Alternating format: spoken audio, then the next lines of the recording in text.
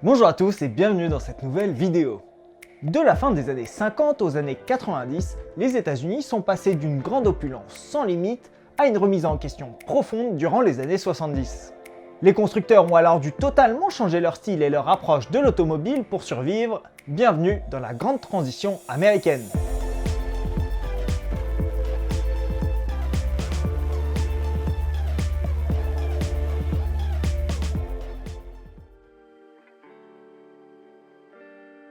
Les années 50 ont vu les immenses voitures américaines luxuriantes faire rêver le monde entier avec une opulence sans limite.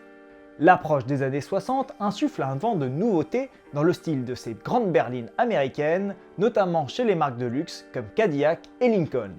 En 1958, c'est Bill Mitchell qui était le designer en chef de Cadillac. Grand amateur des lignes de carrossiers italiens, Mitchell était également fasciné par la stature et l'opulence vintage des Hispano Suiza et Isotta Fracchini qu'il voyait sillonner les rues de New York durant son enfance. Cette dualité stylistique se retrouve sur la Buick Riviera de 1963. Son profil linéaire et moderne, allié à un coque bottle style, se termine par des ailes pointues qui dépassent de la calandre et donnent une dimension monumentale à la voiture. L'allongement architectural de la voiture à l'avant et à l'arrière la fait ressembler à un bâtiment baroque. Un design intelligent qui, grâce à cette astuce visuelle, fait paraître la Riviera bien plus longue qu'elle ne l'est réellement. En 1966 et 67, c'est l'Oldsmobile Toronado et la Cadillac Fleetwood qui exposent cette nouvelle patte stylistique. Bien qu'étant lancées séparément, les voitures reposaient sur la même base technique. Et pour des raisons de concurrence évidentes, chaque modèle devait clairement se distinguer de l'autre. Mitchell a donc exagéré la modernité de la Toronado avec des surfaces lisses et des transitions sculpturales. La voiture est absolument unique car elle arbore une ligne sportive, fluide et douce à la fois. Mais la Cadillac Eldorado va de son côté jouer ses atouts en étant majestueuse, tranchante et anguleuse dans son style. La Cadillac, pourtant vendue 50% plus cher, s'est mieux vendue que la Toronado. Des chiffres qui montrent que ce style baroque attire davantage dans les 60s, notamment chez une clientèle du segment premium. Ces voitures étaient donc de véritables objets d'art, dotés de caractère et ont prouvé le talent du design de Mitchell chez General Motors. Ford de son côté prend un tournant surprenant. Tout comme la Continental, la Thunderbird de 1961 avait adopté des lignes droites et ultra douces. Un an plus tard, deux versions de Thunderbird arrivent sur le marché, le Roadster et le Landau. Le Roadster est doté d'un arrière aérodynamique qui arbore un double renflement, un style qui ne se démocratisera qu'un quart de siècle plus tard avec la 911 Speedster. Le Landau, lui, était une version spéciale du hardtop, dont le toit en métal était recouvert de tissu et décoré d'une garniture chromée en forme de S. Le Roadster a été un flop alors que le Landau est devenu la T-Bird la plus vendue en 3 ans. Mais c'est en 1968 que Ford fait apparaître les tout premiers codes néo-rétro sur la Lincoln Continental. La nouvelle Mark III est alors dotée d'une calandre chromée à l'allure d'un temple grec et exhibe l'empreinte d'une roue de secours inexistante à l'arrière qui laisse suggérer aux spectateurs des codes stylistiques datant de plusieurs décennies. Chez les concurrents aussi, on tente de récupérer le style luxueux européen en réinterprétant la coupe Hooper. La coupe Hooper est en fait un style inauguré par Rolls-Royce qui se distingue par un arrière court qui s'arrête brusquement. Cette ligne, symbole de luxe à l'européenne, permettra alors à la Cadillac Seville et à la Chrysler Imperial de devenir plus élégantes aux yeux des Américains en 1980. En 1965, l'avocat américain Ralph Nader publie un ouvrage sur la dangerosité des voitures américaines.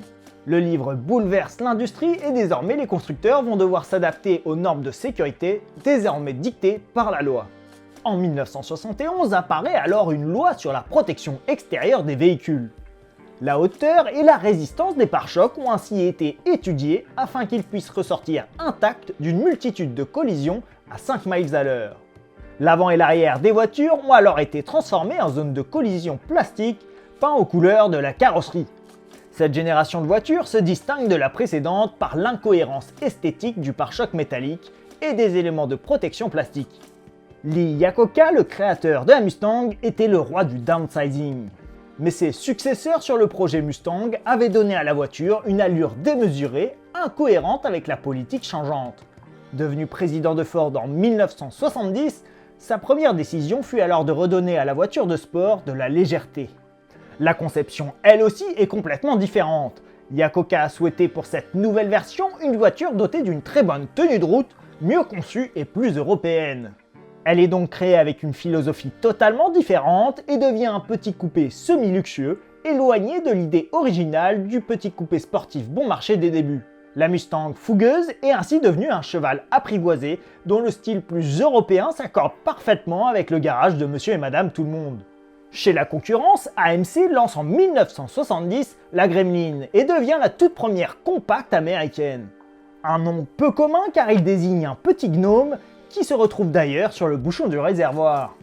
Pour réduire les coûts, la Gremlin partage de nombreux éléments avec sa grande sœur, l'Hornet, et a été conçue pour être la plus courte possible, avec un arrière qui s'arrête brutalement. En effet, la voiture se termine par un haillon distinctif qui récupère les codes stylistiques de l'époque. Une tendance arrivée d'Europe que j'explique dans ma vidéo sur la personnalisation et le trapèze, qui va influencer aussi bien les voitures populaires que les voitures de prestige. La Gremlin verra tout de même sa carrière durer 8 ans, notamment grâce à des éditions spéciales comme en 1972, quand l'intérieur sera orné par du denim Levi's. AMC a donc trouvé une stratégie marketing grâce aux collaborations qu'elle va apporter aux autres modèles, comme avec la Hornet Sportswagen Gucci, la Javelin Pierre Cardin ou encore la Matador Oleg Cassini. En 1978, Yakoka quitte Ford et prend la tête de Chrysler qui est au bord de la faillite. Il y fit développer une nouvelle plateforme, la K-Car, qui va permettre à plusieurs marques du groupe de développer un modèle sur cette nouvelle base. Ainsi, Chrysler va combiner la taille d'une voiture compacte avec les dimensions intérieures d'un modèle intermédiaire et ainsi élaborer la Le Baron qui donnera chez Dodge l'Ariès et Plymouth la Reliante. Les années 80 ont vu le style s'adoucir avec une esthétique et une technologie en harmonie complète. General Motors suivit cette tendance de près avec la génération de Camaro et Firebird de 1982, connue sous le nom de Kit dans la pop culture.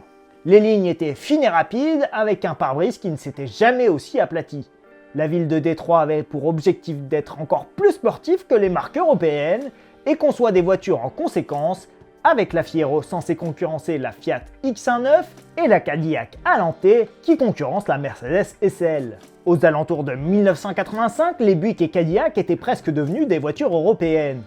Et pour prouver ses références européennes, Chrysler lança même la TC by Maserati en 1986 pour contrer la Ford Taurus.